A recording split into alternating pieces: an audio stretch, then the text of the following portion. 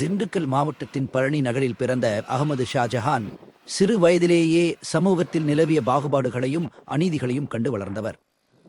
ஒடுக்கப்பட்ட மற்றும் சிறுபான்மை மக்களின் உரிமைகளுக்காக தன் குரலை உரக்க உயர்த்தியதால் மக்கள் அவரை அன்போடு பழனி பாபா என்று அழைக்கத் தொடங்கினர்.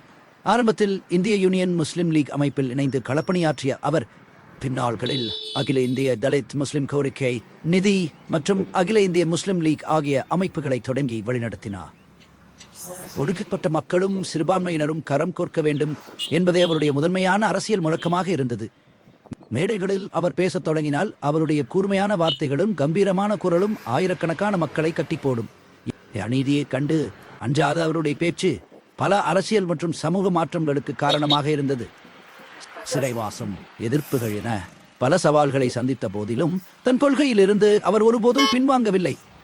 1997 ஆண்டு ஜனவரி 28 மாலை பொள்ளாச்சியில் உள்ள ஒரு வீட்டின் முன் பழனி பாபா நின்று கொண்டிருந்தார்.